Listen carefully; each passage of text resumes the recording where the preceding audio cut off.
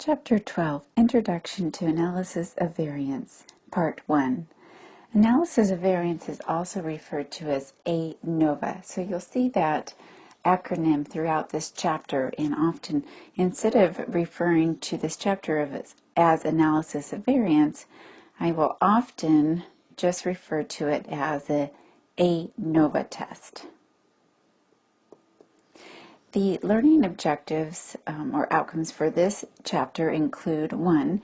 We'll explain the purpose and logic of analysis of variance, perform analysis of variance on data from single factor study, know when and why to use post hoc tests, and also we'll learn how to compute eta squared. So this is Greek letter eta and squared, and it's meant to measure effect size, similar to what we saw with R squared and our Cohen's d value. Tools you'll need to be successful with this chapter. It's important to review what variability measures, and back in chapter 4 we recognize that variability can be measured by computing sum of squares, sample variance, and we needed to know degrees of freedom.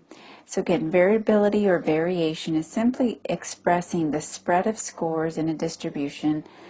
Can also be thought of as a way of illustrating how similar scores are to each other as well as to the mean of that distribution, or how dissimilar those scores are to each other in the mean of that distribution.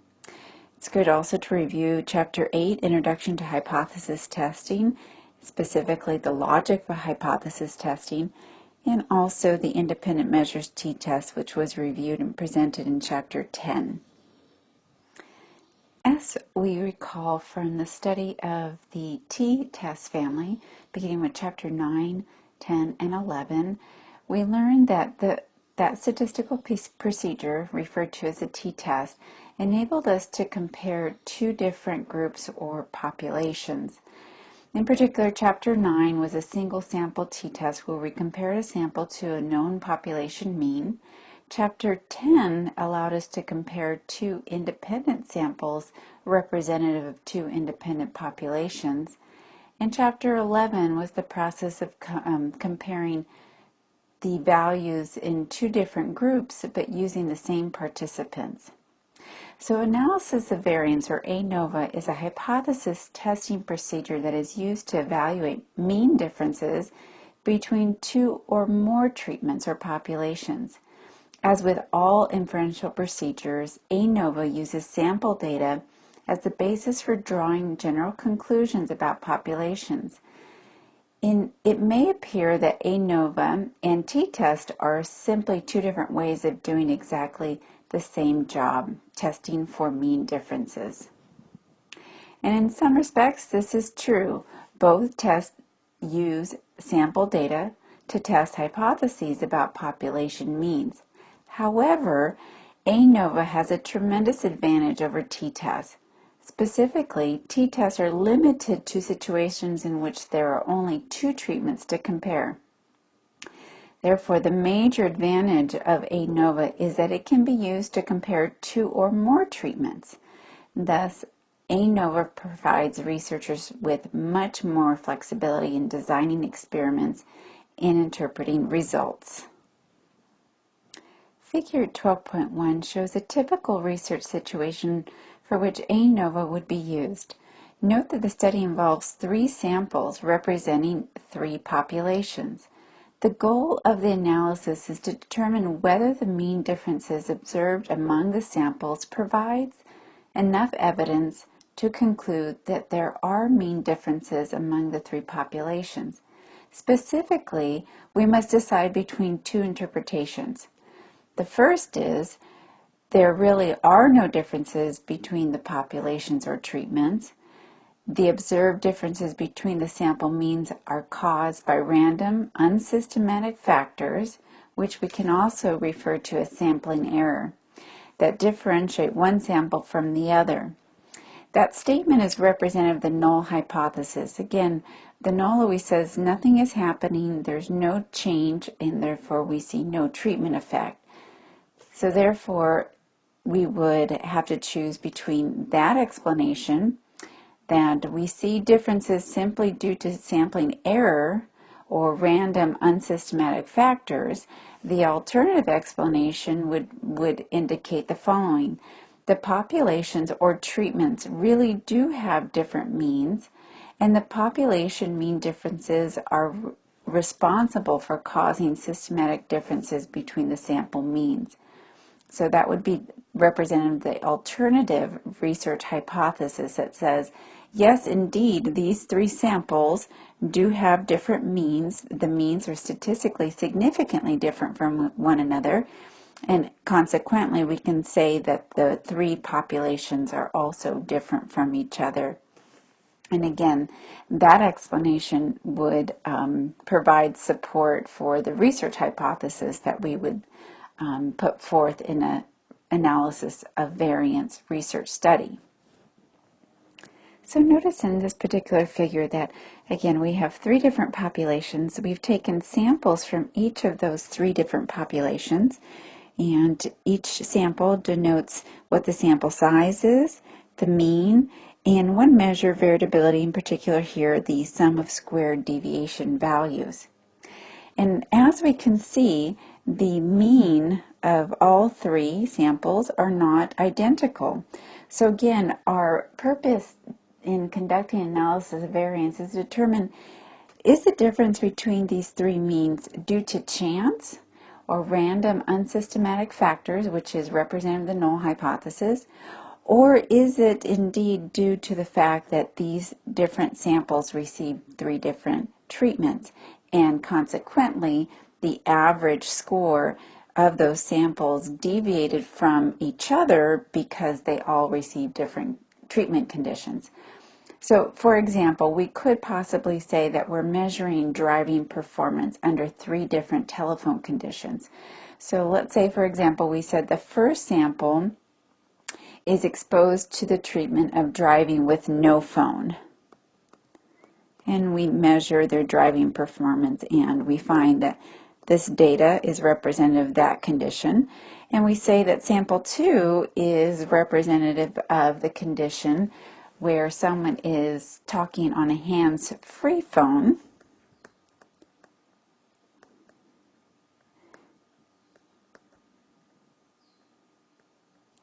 And the third, and again, these statistics are reflective of the group that was where their driving was assessed, given the fact that they were talking on hands-free phone. And then finally, the third group is given a handheld phone.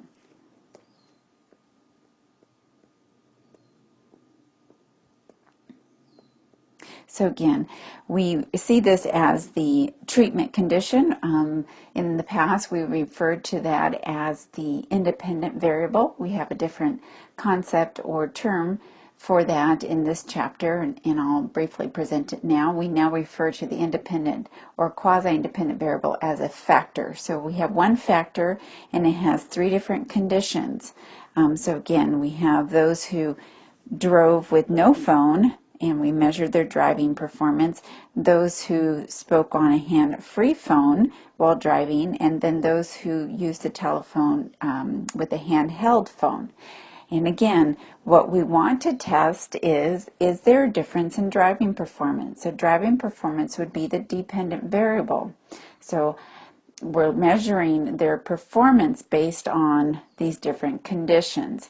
And again, we do see that the means are different, and now it's our job to determine, is the difference due to chance or sampling error, also referred to as random unsystematic factors, or is the difference that we see in these three means due to the fact that these three groups were exposed to three different conditions of the factor being type of phone being used, or the condition of the phone, and measuring their driving performance in relation to that treatment. Now, for a moment, just I would like you to recognize that this would be a true independent variable. Again, we're going to refer to independent variables as factors, but we learned that a true independent variable is one in which we can randomly assign individuals to these different conditions. And that's what we see here. Again, we can have a total of 45 individuals, and we randomly assign 15 to these three different conditions. Again, it's a true independent variable because I can manipulate it in the sense of how I allocate participants to each condition. However, we can also use what we refer to as quasi-independent variables, variables in which the researcher does not have the ability to manipulate or allocate participants freely into different conditions. So let's just say, for example, we have come up with a degree assessment, so college degree assessment, and we're going to test how three different majors perform on this end of degree test that is administered. So we may have population 1 representative of, let's say, social majors. In the second population, let's say they are chem majors, chemistry. And our population 3, let's say they are math majors. So now, given the type of variable that I'm using, it would be considered a quasi-independent variable because I cannot randomly assign individuals into these different majors. These students will have self-allocated themselves or self-selected their major. So it's similar to the ideal example I often use of gender, but since gender, technically speaking, is a dichotomous category, which it's one or the other, is primarily just two different groups. And I know that many of you may object to that, but it just, at a very basic level, we would say males and females. But here we see that it's a quasi-independent variable because of the fact that I cannot randomly put individuals into the social major, chem major, or math major. This will be determined by the students. They identify which major they're going to pursue, and then let's again say that we're going to administer this end of degree test, and we want to see how these different students do on this assessment. So again, this could be the sample size. Each sample has its own statistics. Again, noting that the sample sizes are equal, but the mean and measure variability, in this case SS, sum of squared deviations, are not equal. So again, it would be our job to determine whether these differences in the mean are due to random unsystematic factors, also known as sampling error, or if it's due to the fact that these different majors prepare students differently and consequently yield different end of degree scores. So again, giving you an illustration of using a true independent variable or a quasi-independent variable to test mean differences. So before we move on, I want to formally introduce the terminology for this chapter. So factor, we will now refer to the independent or quasi-independent variable as the factor. So given the two examples I just went over, the one factor was the telephone condition. Again, it was driving with no phone, driving while talking on a hands-free phone, and driving with a handheld phone. And that was an example of a factor that's representative of a true independent variable. And then also I illustrated a factor which came from a quasi-independent variable.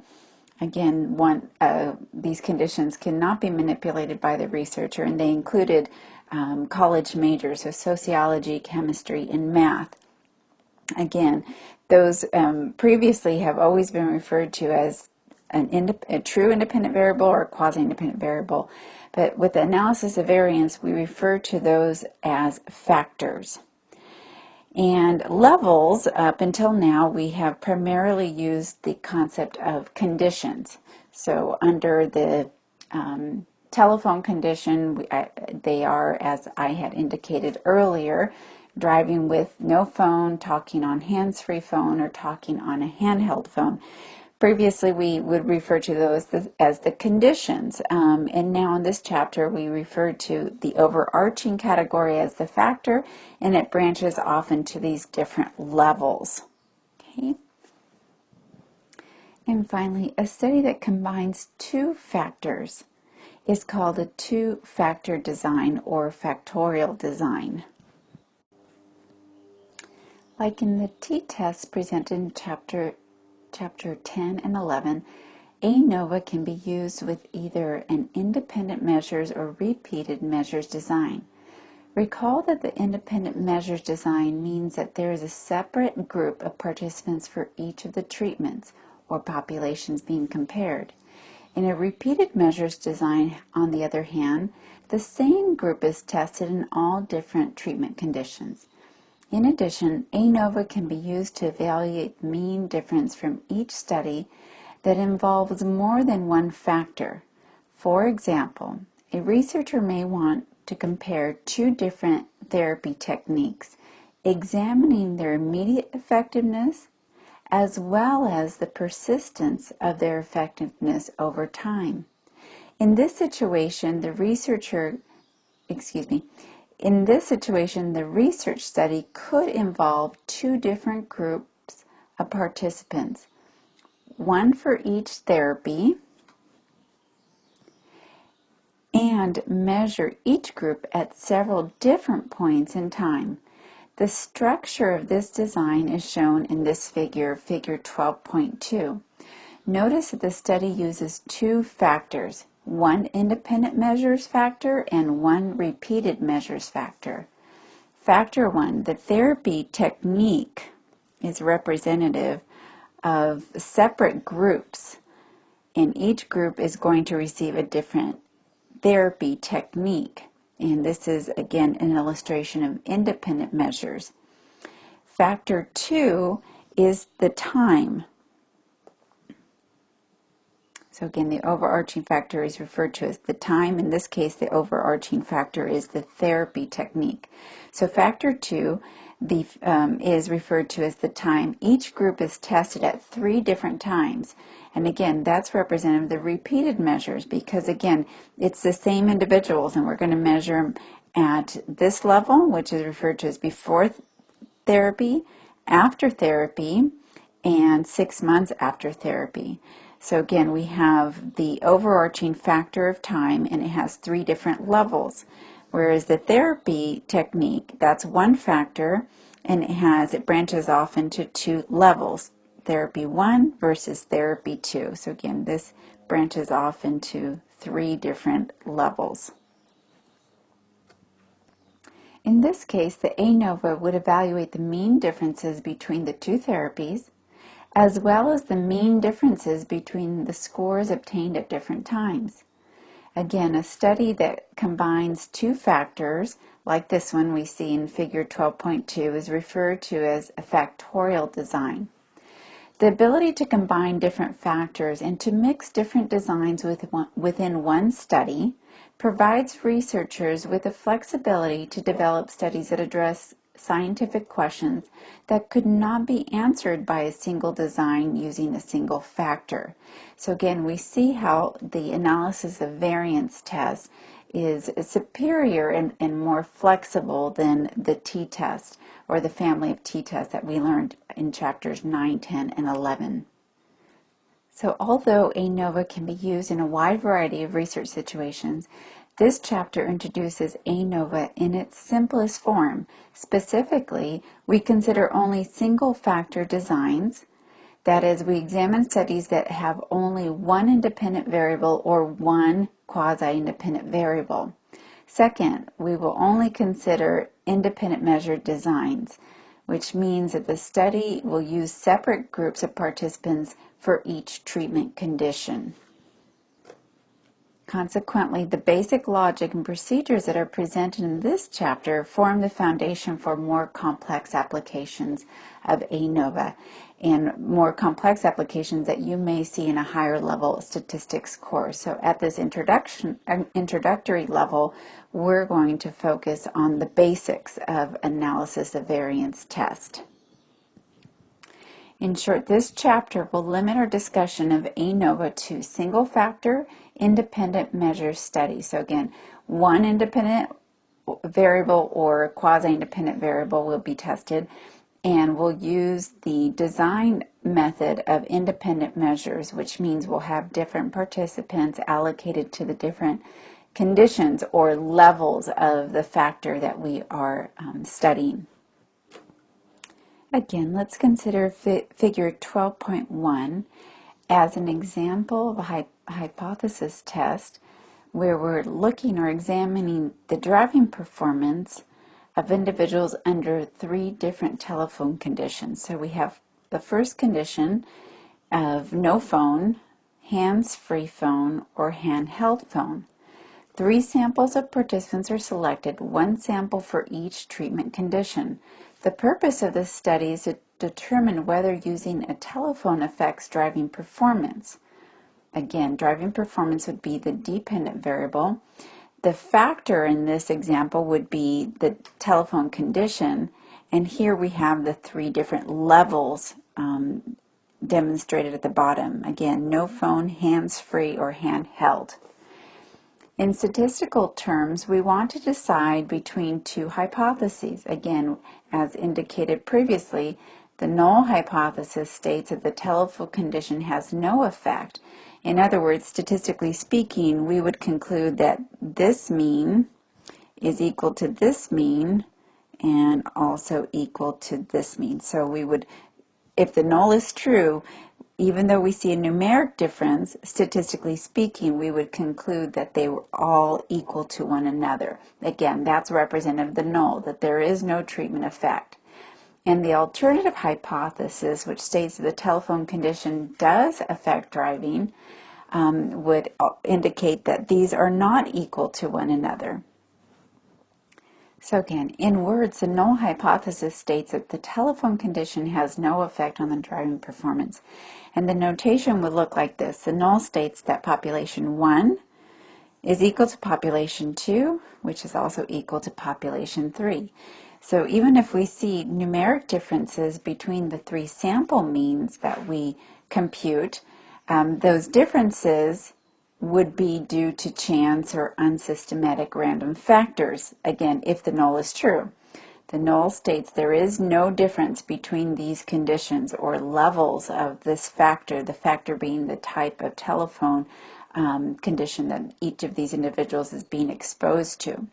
So again, the null is saying that they would all be equal, so their driving performance, an average score for all of their driving performances would be no different from each other.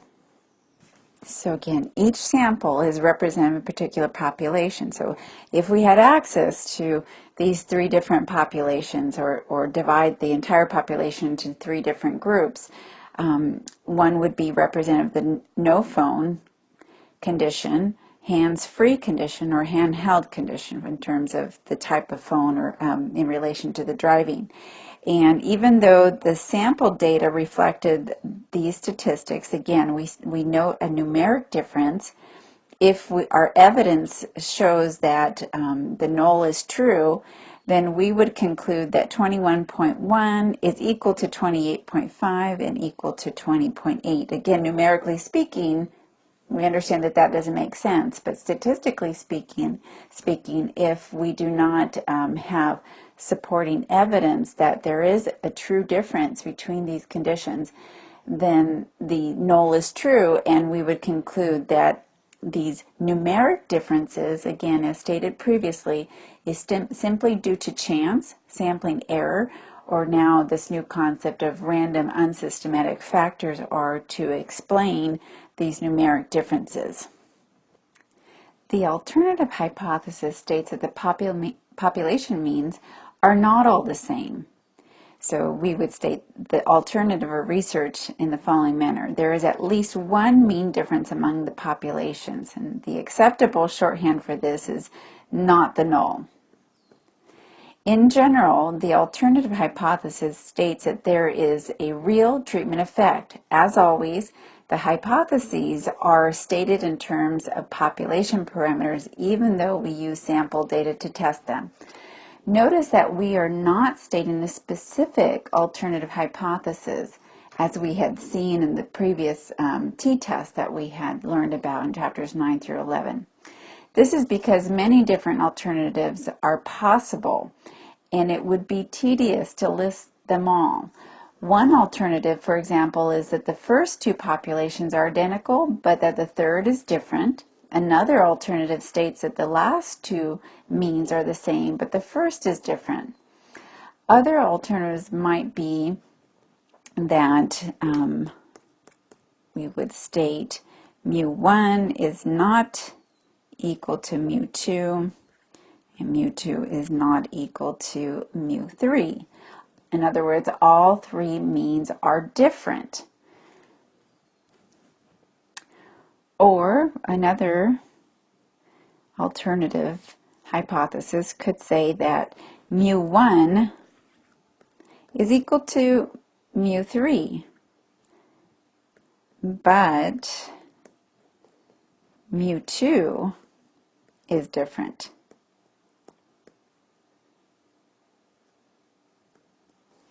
We should point out that a researcher typically entertains only one or at most a few of these alternative hypotheses. Usually a theory or the outcomes of previous studies dictate a specific prediction concerning the treatment effect. For the sake of simplicity, we state a general alternative hypothesis rather than try to list all three of the possible specific alternatives. So we will focus on what I had just previously written, where we could indicate again that there is at least one mean difference among the populations. So again, for simplicity's sake, we're going to just focus on verbalizing the alternative hypothesis in this manner. We'll simply indicate that there is at least one mean difference among the populations. And we'll learn about the post-test or post-hoc tests later in chapter 12 that help us better understand how we can figure out which population in particular is different, if at all. Again, that's only in the case that we would reject the null hypothesis. Then we would want to specifically identify which population was different from the others, or which ones were different from the others. So again, we're just going to state with this very general alternative hypothesis. And again, the null is simply going to say that all three populations, or it could be four, again, recognizing that ANOVA permits us to compare more than two populations. It can be 5 populations, 6 populations. But again, the null is simply going to be stated in such a way that they are all equal to one another, implying that there's no treatment effect or no differences in the levels of the quasi-independent variable. And our alternative hypothesis will simply be stated as at least one of the treatment means is different. And that concludes part 1 of chapter 12.